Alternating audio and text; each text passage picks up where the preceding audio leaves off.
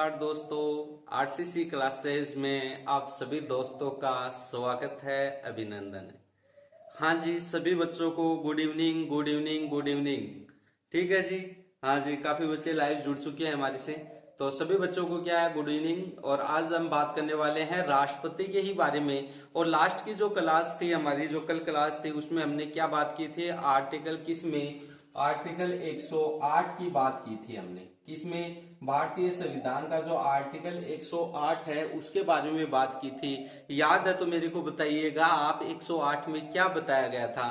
तो आर्टिकल 108 में बताया गया था कि यहाँ पे एक तो होती है लोकसभा और एक होती है राज्यसभा। तो लोकसभा और राज्यसभा, इन दोनों की जो संयुक्त बैठक बुलाई जाती है वो किस में बताया गया है, आर्टिकल 108 में बताया गया है। क्या बताया गया है आर्टिकल 108 में, कि लोकसभा और राज्यसभा की संयुक्त बैठक कौन बुलाएगा, राष्ट्रपति बुलाएगा। लेकिन उसकी अध्यक्षता कौन करेगा, उसकी अध्यक्षता लोकसभा अध्यक्ष करेगा। ये बात मैंने आपको बताई थी। इसके बाद में बताई थी कि इसमें जो संयुक्त बैठक होती है, कौन सी होती है, संयुक्त बैठक होती है, इसमें जीत किसकी होती है। तो इसमें जो जीत होती है संयुक्त बैठक में, वो किसकी होती है भैया, जीत फटाफट बताओ मेरे को। हाँ जी, गुड गुड। तो जीत किसकी होती है, इसमें लोकसभा की होती है। और हार होती है हमेशा ही किसकी हार होती है, राज्यसभा की हार होती है। इसका क्या कारण है, तो इसका कारण बच्चे मैंने कल भी बताया था कि क्योंकि लोकसभा में कितने मेंबर होते हैं, यानी सांसद कितने होते हैं, 545 सीट होती हैं। और यहाँ पे देखते हैं तो इसमें कितनी सीट होती है, 245 सीट है। तो यहाँ पे जिसकी ज्यादा संख्या होगी उसकी विजय होगी या नहीं होगी, बताओ पहले तो आर्टिकल 108 में क्या बताया गया है, आर्टिकल 108 में संयुक्त अधिवेशन के बारे में बात बताई गई है। यहां से 3-4 क्वेश्चन बहुत ही ज्यादा पूछे जाते हैं कि संयुक्त अधिवेशन कौन बुलाता है। तो संयुक्त अधिवेशन क्या होता है, संसद के दोनों पार्ट कौन से, लोकसभा और राज्यसभा, तो इन दोनों की संयुक्त बैठक बुलाई जाएगी। तो संयुक्त बैठक कौन बुलाता है, तो वो बुलाता है राष्ट्रपति। और संयुक्त बैठक बुलाने के बाद में उनकी अध्यक्षता कौन करता है, तो वो करता है लोकसभा का अध्यक्ष। बोलो, पता चला ना। अब ये संयुक्त बैठक क्यों बुलाई जाती है, जब क्या होता है, कारण देखना, इसका मैंने कल भी बताया था, आपको रिमेम्बर होगा। हाँ जी, गुड गुड, गुड इवनिंग। तो बात करते हैं कि संयुक्त अधिवेशन क्यों बुलाया जाता है। जब कोई संसद में कोई विधेयक आ जाता है और उस विधेयक पे न तो कोई, या तो लोकसभा राज्य नहीं होता या फिर राज्यसभा या राज्य नहीं होता, वो इस विधेयक को पास नहीं करवाना चाहते, तो उसकी जो बैठक बुलाते हैं तो उनकी जो समस्या होती है उसको सुनने के लिए ये संयुक्त बैठक बुलाई जाती है। तो कौन बुलाता है, राष्ट्रपति बुलाता है। और इसकी जो अध्यक्षता कौन करता है, वो लोकसभा का अध्यक्ष करता है। जीत हमेशा किसकी होती है जी, लोकसभा की होती है। किसकी होती है जी, लोकसभा की इसमें जीत होती है। राज्यसभा की हार होती है, क्योंकि मेंबर कम होंगे तो कमी होगी। तो ये बात बोलो, समझ में आई है आपके, नहीं आई। दूसरी बात हमने बात की थी कि ये जो संयुक्त बैठक है ये अब तक कितनी बार बुलाई गई है, 3 बार बुलाई गई जा चुकी है। 3 बार कब बुलाई जा चुकी है, पहली तो ये कब बुलाई है, 1961 में बुलाई गई थी। 1961 में कौन से कानून को लेके, दहेज प्रतिषेध अधिनियम को लेके बनाई गई थी। दूसरी ये कब, संयुक्त अधिवेशन जो बैठक है ये कब बुलाई गई, तो ये बुलाई गई थी 1978 में। तो ये 1978 में क्या हुआ था, हाँ जी बताओ मेरे को। हाँ जी, बैंकिंग अधिनियम के जो कारण था ये बुलाने का, तो 1978 में बुलाई गई थी। और जो तीसरी संयुक्त अधिवेशन बुलाया गया वो कब बुलाया गया, 2002 में बुलाया गया, पोटा कानून के विरोध में बुलाया गया। ठीक है, तो इस प्रकार से संयुक्त अधिवेशन की बात आपके समझ में आई होगी। तो संयुक्त अधिवेशन में चाहे कैसे भी प्रश्न घुमा के दे दे आपको, तो आपसे गलती नहीं होगी मेरे ख्याल से, तो बहुत ही बढ़िया बात है जी। तो आप यूं ही पढ़ते रहो, मुस्कुराते रहो, बस कुछ नहीं है। और ठीक है ना, और तो बढ़िया से बढ़िया भैया आप पढ़ते रहो, शानदार तरीके से पढ़ते रहो और अपनी पढ़ाई में जी जान ये कर दो, ठीक है ना, तब जाके नंबर आएगा। आपको भी इस बात का तो पता है। और आज हम पढ़ेंगे, आज हमारा जो राष्ट्रपति है इनके चैप्टर को मैं आगे बढ़ाने की कोशिश कर रहा हूं। तो आज हम पढ़ने वाले हैं आर्टिकल 108, सॉरी आर्टिकल 111। ठीक है, तो यहां से बात करते हैं, आर्टिकल कौन सा,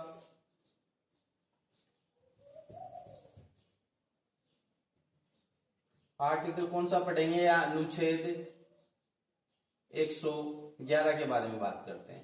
तो अनुच्छेद 111 में क्या बताया गया है, तो इसमें क्या चीज बताई गई है, उस चीज के बारे में आपको विशेष तौर के ध्यान रखना है। तो वो चीज क्या है वो मैं बता देता हूं। 111 जो, हाँ जी आपको बताया तो बताओ बताओ। हाँ जी गुड गुड गुड। हाँ जी, इसमें जो आर्टिकल भारतीय संविधान के अनुच्छेद 111 में क्या बताया गया है कि जो राष्ट्रपति है उसको वीटो शक्तियां दी गई हैं। राष्ट्रपति को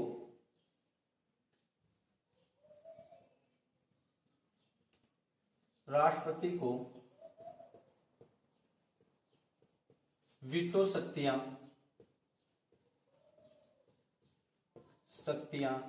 दी गई है जी। वीटो शक्तियां दी गई है, यानी वीटो का मतलब होता है विशेष अधिकार। क्या है? विशेष अधिकार। विशेष अधिकार किस चीज को? किसी चीज को रोकने के लिए विशेष अधिकार दिए गए हैं। वीटो का मतलब है विशेष अधिकार दिए गए हैं राष्ट्रपति को, यानी वीटो पावर दिया गया है। किसको? राष्ट्रपति को दिया गया है। और ये राष्ट्रपति को, यानी इसका मतलब होता है विशेष अधिकार दिए गए हैं किसी जो विधेयक होते हैं उनको रोकने के लिए। हाँ जी, तो बोलो ये बात समझ में आई क्या? हाँ जी, तो अब मैं ये बात करता हूं कि राष्ट्रपति को कितने वीटो पावर दिए गए हैं, तो बताइएगा मेरे को। तो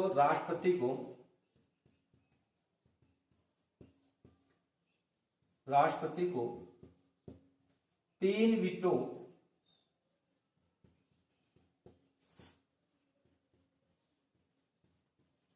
वीटो शक्तियां दी गई है। 3 वीटो शक्तियां दी गई है। किसको दी गई है भाई? राष्ट्रपति को 3 वीटो शक्तियां दी गई है। इस बात का आपको पता है। तो ये 3 वीटो शक्तियां कौन कौन सी हैं? फटाफट आपको पता है तो बताओगी। हाँ जी, बहुत ही बढ़िया बात है। पूर्ण वीटो, निलंबनकारी वीटो और पॉकेट वीटो। तो 3 वीटो कौन कौन सी दी गई है? पूर्ण वीटो, दूसरी है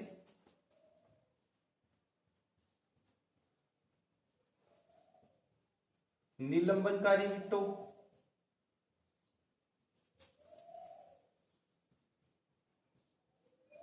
और तीसरा कौन सा है? बोलो। Pocket veto.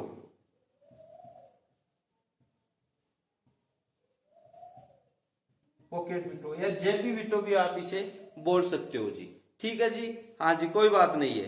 तो यहां से देखना है कि राष्ट्रपति को कितनी शक्तियां दी गई है, यानी कितने वीटो दिए गए हैं। तो राष्ट्रपति को 3 वीटो दिए गए हैं। कौन सा? पूर्ण वीटो, निलंबनकारी वीटो और पॉकेट वीटो।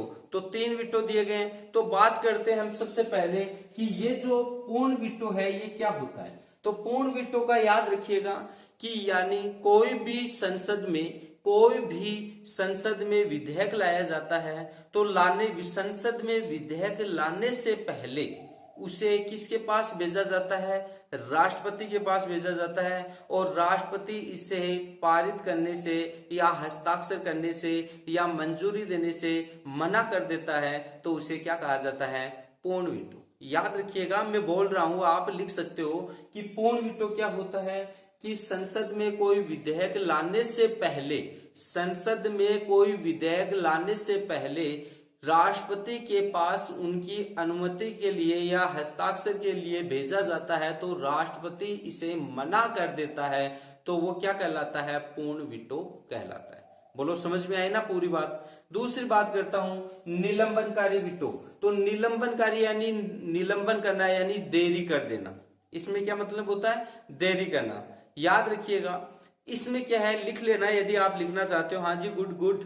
तो याद रखना कि जब कोई संसद में, या संसद का मतलब लोकसभा और राज्यसभा, जब कोई संसद से कोई विधेयक हस्ताक्षर के लिए किसके पास आते हैं? राष्ट्रपति के पास आते हैं। तो राष्ट्रपति उसे कुछ सुधार करने के लिए वापिस संसद में उस विधेयक को भेज देता है। और संसद चाहे तो उसमें चेंज कर सकती है, नहीं चाहे तो नहीं कर सकती है। और वो वापिस किसके पास आ जाता है? राष्ट्रपति के पास आ जाता है तो राष्ट्रपति को उस विधेयक के ऊपर क्या करना पड़ता है, हस्ताक्षर करना पड़ता है, उसे मंजूरी देनी पड़ती है। यानी कुछ समय के लिए उसमें विलोंबन करना यानी उसमें देरी करना ही क्या कहलाता है, निलंबनकारी वीटो। बोलो समझ में आया नहीं आया? चलो मैं दोबारा रिपीट कर देता हूं। संसद में कोई विधेयक या संसद से कोई विधेयक कहां पे आता है, राष्ट्रपति के पास अनुमति लेने के लिए आता है या फिर राष्ट्रपति के हस्ताक्षर के लिए राष्ट्रपति के पास आता है, तो राष्ट्रपति उस पर हस्ताक्षर नहीं करके वापिस संसद को भेज देता है और संसद चाहे उस पे चेंज करे या न करे ये संसद की इच्छा के ऊपर डिपेंड करता है और ये वापिस संसद उसे राष्ट्रपति के पास भेज देता है तो राष्ट्रपति यह बाध्य है इस बात के लिए कि उसे दोबारा जब विधेयक आता है तो उस पे उनको अनुमति देनी पड़ती है या फिर हस्ताक्षर करने पड़ते हैं। तो ये कौन सा हो गया, निलंबनकारी वीटो। तीसरी बात पॉकेट वीटो। तो पॉकेट का मतलब होता है जब कोई, याद रखना, जब कोई संसद से कोई विधेयक पारित होने के लिए कहां पे आता है, राष्ट्रपति के पास आता है और राष्ट्रपति नहीं तो इसमें निलंबन करता है नहीं इसे मना करता है, केवल क्या कर देता है, जो कानून आता है जो विधेयक आता है उसे फोल्ड करके अपनी जेब में रख लेता है, अपनी पॉकेट में रख लेता है, तो उसे क्या कहा जाएगा, जेबी वीटो या पॉकेट वीटो कहा जाएगा। इसका प्रयोग किया गया किसके विरुद्ध, डाक संशोधन विधेयक के ऊपर इसका प्रयोग किया गया और सबसे पहले करने वाले कौन थे, ज्ञानी जेल सिंह। और कब किया था, 1986 में इसका प्रयोग किया गया था। बोलो तीनों समझ में आई है, तीनों बात समझ में आई या नहीं आई? मैंने अभी बताया था कि कौन सा, ये बताया है मैंने अभी बताया है कि कौन सा आर्टिकल 111 में हमने बात की है। तो इसमें क्या बताया गया है कि राष्ट्रपति को क्या है, वीटो शक्तियां दी गई है। राष्ट्रपति को वीटो शक्तियां दी गई है। वीटो का मतलब होता है विशेषाधिकार दिए गए हैं किसी विधेयक को रोकने के। तो राष्ट्रपति को 3 वीटो शक्तियां दी गई है। कितनी वीटो शक्तियां दी गई है, 3 वीटो शक्तियां दी गई है। और ये तीनों वीटो शक्तियां कौन कौन सी है, तो राष्ट्रपति को 3 वीटो शक्तियां दी गई है। वो राष्ट्रपति को 3 वीटो शक्तियां कौन कौन सी है, पहली तो आती है पूर्ण वीटो। तो पूर्ण वीटो का मतलब होता है राष्ट्रपति के पास कोई विधेयक संसद में लाने से पहले राष्ट्रपति के पास पहुंचा दिया जाता है उनके अनुमति के लिए, लेकिन राष्ट्रपति उसे पूर्ण मना कर देता है। मना करने को ही पूर्ण वीटो कहा जाता है। दूसरा होता है निलंबनकारी वीटो, यानी संसद के द्वारा पास किया गया क्या कोई विधेयक या कानून राष्ट्रपति के पास साइन के लिए आता है, हस्ताक्षर के लिए आता है, लेकिन राष्ट्रपति उस पर साइन न करके वापिस किसके पास भेज देता है, संसद के पास भेज देता है। तो संसद उसमें चेंज करे या न करे ये संसद की इच्छा के ऊपर डिपेंड करता है। जब संसद वापिस उस विधेयक या कानून को कहां भेजता है, राष्ट्रपति के पास हस्ताक्षर के लिए भेजता है, तो राष्ट्रपति उस समय बाध्य है क्या करने के लिए, सिग्नेचर करने के लिए या अनुमति देने के लिए उस समय राष्ट्रपति को उस विधेयक के ऊपर क्या करने पड़ेंगे, हस्ताक्षर करने पड़ेंगे। बोलो समझ में आ रहा है ना जी? हाँ जी, बहुत ही बढ़िया। अगला वीटो पावर या वीटो शक्ति या जेबी वीटो या जेबी पॉकेट ये शक्ति, ये क्या होता है, तीसरा होता है वीटो पावर दिया गया है किसको, राष्ट्रपति को। इसका मतलब क्या होता है, जब कोई संसद से पास होके क्या आता है, कोई विधेयक या कानून किसके पास आता है, राष्ट्रपति के पास साइन करवाने के लिए आता है, तो राष्ट्रपति नहीं तो उसमें निलंबन करता है उसको, नहीं उसे रोकता है, केवल उसे बिना कोई जवाब दिए ही उसे फोल्ड करके अपनी जेब में रख लेता है, पॉकेट में रख लेता है। उसे ही पॉकेट वीटो या जेबी वीटो कहा गया है।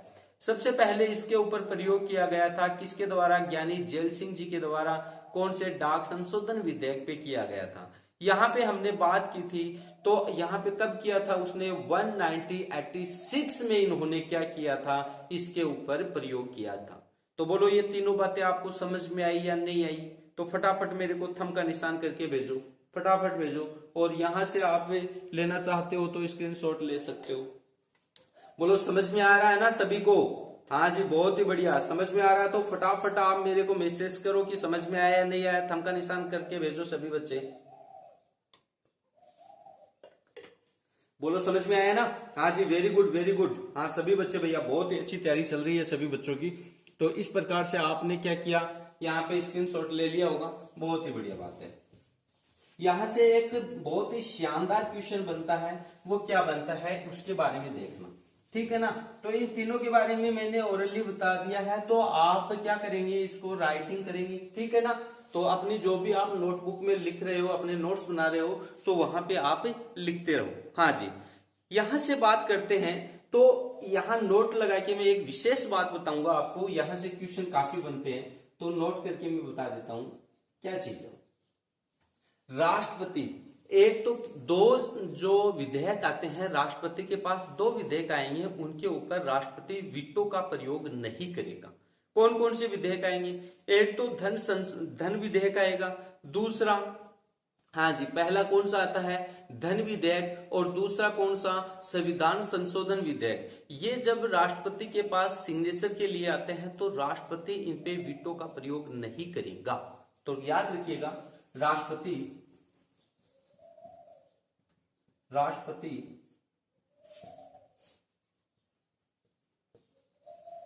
धन विधेयक व संविधान संशोधन विधेयक पर वीटो का प्रयोग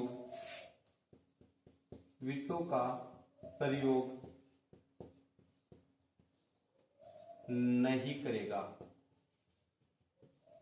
समझ में आई क्या मेरी बात? यानी राष्ट्रपति हर विधेयक पे क्या लगा सकता है, अपने वीटो का प्रयोग कर सकता है, लेकिन दो विधेयक ऐसे हैं जिन पे वो क्या नहीं लगा सकता, वीटो का प्रयोग नहीं कर सकता। तो दो विधेयक कौन कौन से हैं? एक तो होगा उसमें धन विधेयक और दूसरा संविधान संशोधन विधेयक। इनके ऊपर तीनों जो पावर दिए गए हैं, तीनों वीटो पावर दिए गए हैं, इन तीनों का ही प्रयोग नहीं होगा। बोलो, राइट कर रहे हो ना सभी बच्चे?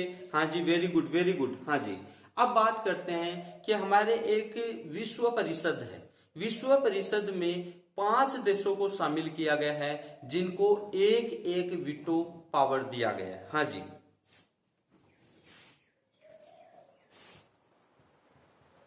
सुरक्षा परिषद में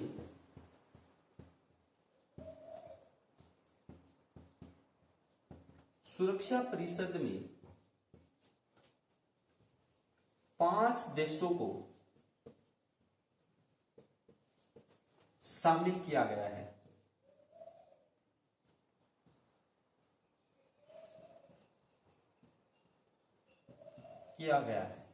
जिनको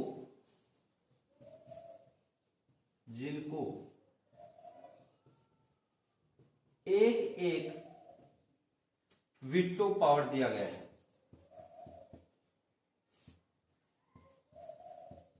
वीटो पावर दिया गया है। तो वो 5 देश कौन कौन से हैं, मेरे को फटाफट आप बताइएगा। तो सुरक्षा परिषद में कितने देशों को शामिल किया गया है? 5 देशों को शामिल किया गया है, और उन 5 देशों को एक एक वीटो का जो पावर है वो दिया गया है। तो वो 5 देश कौन कौन से हैं, तो फटाफट मेरे को बताइएगा। हाँ जी, वेरी गुड। एक का तो क्या नाम है, अमेरिका, ये तो आना ही आना है, आपको बताओ। दूसरा और कौन है, बताते रहो आप, फ्रांस, वेरी गुड। और बताओ, रूस, वेरी गुड, बहुत ही बढ़िया। हाँ जी, फ्रांस, रूस, हाँ जी।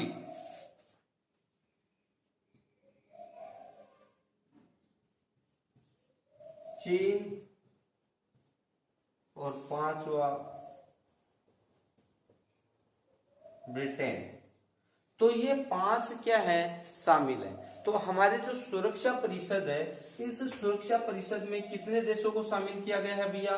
5 देशों को शामिल किया गया है, जिसको एक एक क्या दिया गया है, वीटो पावर दिया गया है। तो उन 5 देशों के क्या नाम है? अमेरिका, फ्रांस, रूस, चीन और ब्रिटेन। इनको क्या किया गया है, सुरक्षा परिषद में शामिल किया गया है।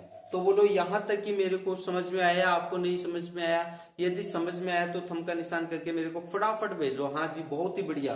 हाँ जी, बहुत ही अच्छी तरीके से आपकी पढ़ाई चल रही है, तो फटाफट आप स्क्रीनशॉट भी ले लो। बहुत ही बढ़िया बात है जी।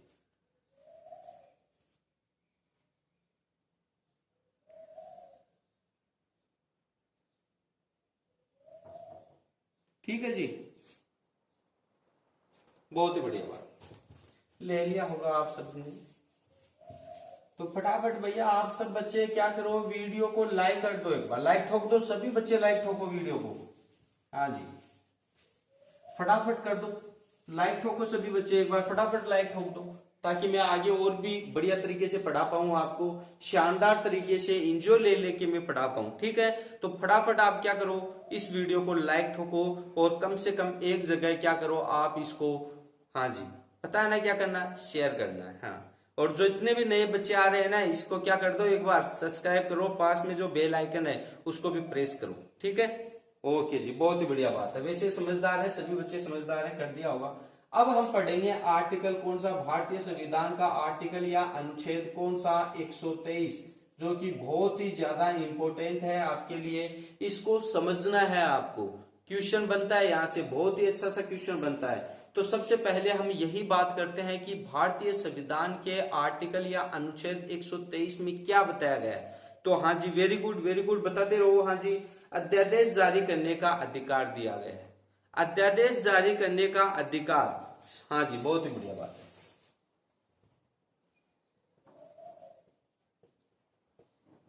अध्यादेश जारी करने का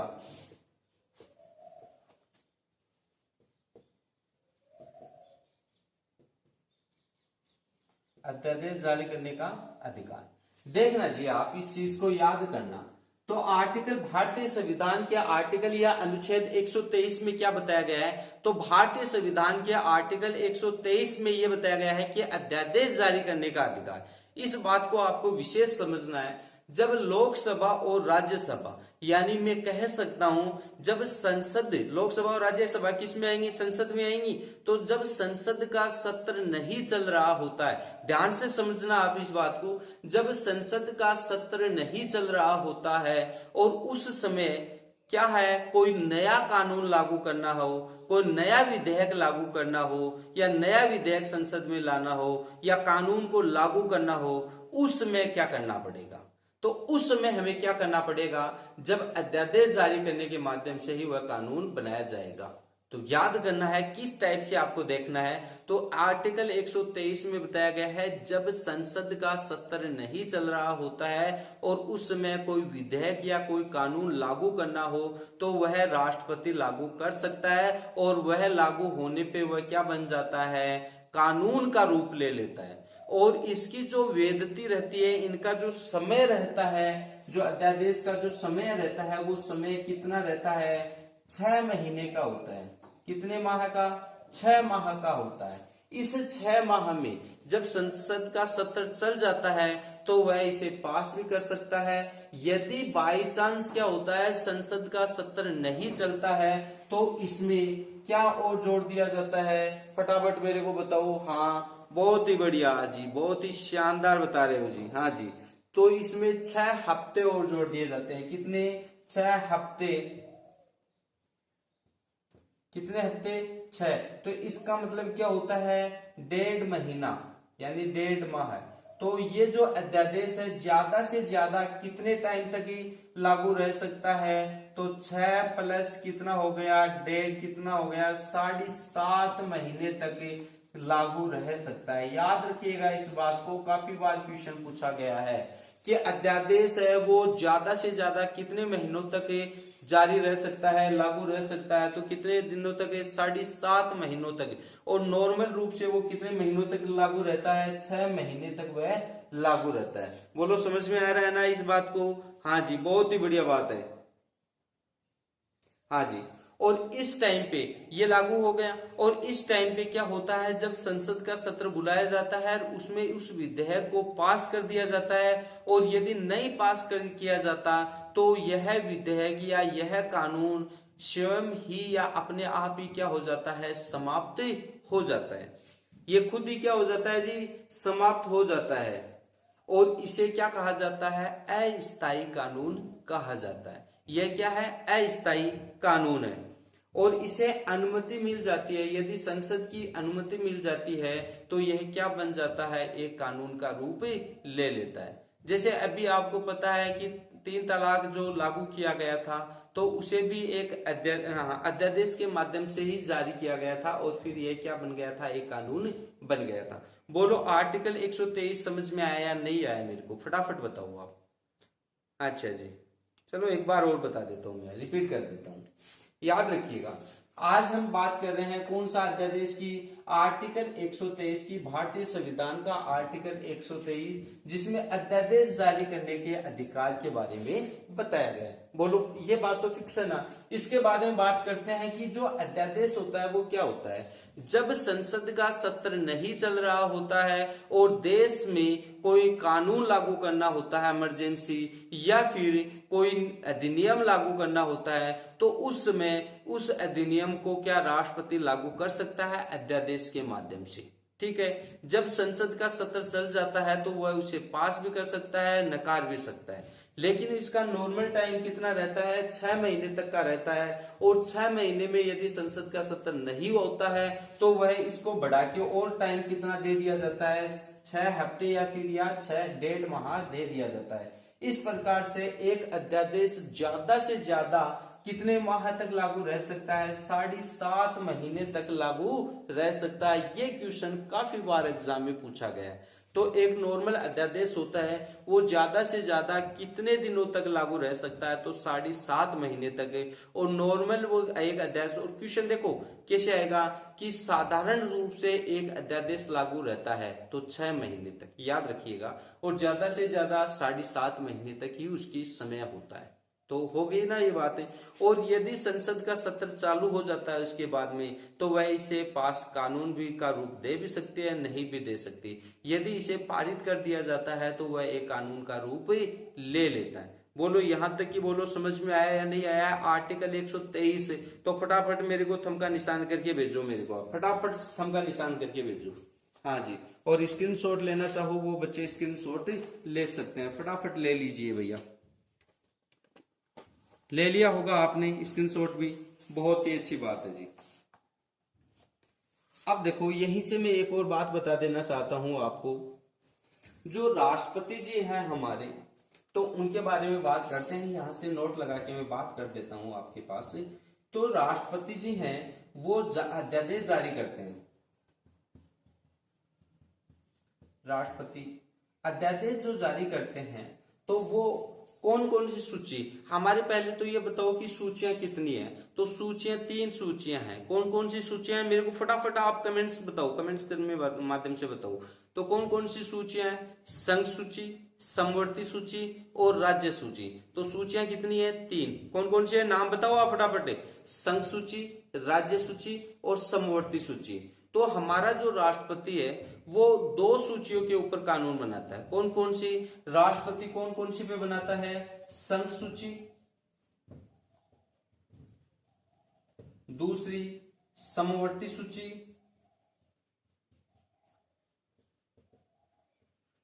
इन दोनों पे क्या कर सकता है, अध्यादेश जारी कर सकता है। अध्यादेश जारी कर सकता है।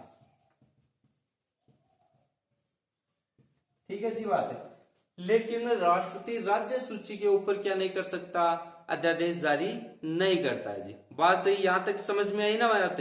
अब देखो यहीं से आपको ज्यादा समझ में आ जाएगा। मैं बात करता हूं आर्टिकल या अनुच्छेद कौन सा, 213।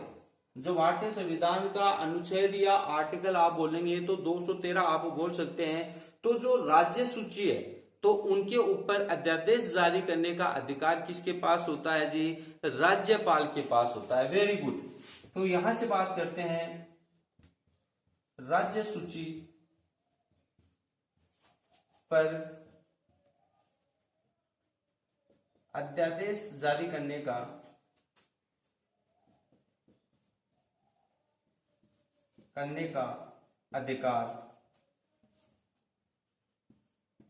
अधिकार राज्यपाल के पास होता है। किसके पास होता है, राज्यपाल के पास होता है। बोलो बात समझ में आई क्या आपको। तो यहां से देखना कि जो हमारे राष्ट्रपति जी हैं, ये राष्ट्रपति जी क्या कर सकते हैं, समवर्ती सूची और कौन सी, संघ सूची, इन दोनों पे। पहले तो मैंने ये बताया कि सूचियां कितनी होती हैं, 3 सूची होती है, समवर्ती सूची, राज्य सूची और संघ सूची। तो संघ सूची और समवर्ती सूची, इन पे जो अध्यादेश जारी करने का जो अधिकार होता है वो किसके पास होता है, राष्ट्रपति के पास होता है। लेकिन याद रखिएगा आर्टिकल 213 के माध्यम से जो समवर्ती जो राज्य सूची है, इनके ऊपर जो अध्यादेश जारी करता है तो वो कौन करता है, राज्यपाल करता है जी। लेकिन राष्ट्रपति है वो राज्य सूची के ऊपर क्या नहीं पास करता, अध्यादेश जारी नहीं करता है। अध्यादेश राज्य सूची के ऊपर कौन जारी करता है, राज्यपाल करता है। और कौन से आर्टिकल के माध्यम से, भारतीय संविधान के आर्टिकल 213 के माध्यम से अध्यादेश राज्यपाल जारी करता है। तो ये बोलो आपको, आपके समझ में आई या बात नहीं आई? समझ में आई है तो मेरे को फटाफट आप क्या करो, थंब का निशान करके भेजिए ताकि मैं आगे आपको और बता पाऊं। और फटाफट आप क्या करो, इसका स्क्रीनशॉट ले लो, जल्दी से ले लो भैया।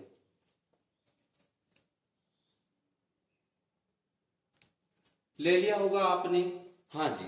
आगे हम बात करते हैं। तो अब यहां तक हमने क्या बात की थी, जो विधायक शक्तियां थी राष्ट्रपति की, उनके ऊपर हमने चर्चा की है। और जो हमारी जो कल की क्लास होगी उसमें हम बात करेंगे राष्ट्रपति की, हाँ जी, कार्यपालिका शक्तियों के बारे में। राष्ट्रपति की कार्यपालिका शक्तियां हैं, उनकी पूरी डिटेल से हम बात करने वाले हैं। और आपको इसी टाइम पे, हम दोबारा आपको इसी टाइम पे कल मिलेंगे। और आप जितने भी बच्चे हैं इस वीडियो को ज्यादा से ज्यादा लाइक करें, शेयर करें और कमेंट्स भी साथ साथ में करें। और जो नए बच्चे आए हैं ना भैया, वो एक बार इस वीडियो को जरूर क्या करें, सब्सक्राइब करें। और बेल आइकन का जो प्रेस है वो उनको जरूर प्रेस करें, जो बेल आइकन है उसको जरूर प्रेस करें। साथ साथ में क्या करना है, जब आप प्रेस करते हो तो उसका जब नया नोटिफिकेशन आता है नया वीडियो का, वो सबसे पहले आपके पास पहुंच जाए। तो जय हिंद, जय भारत।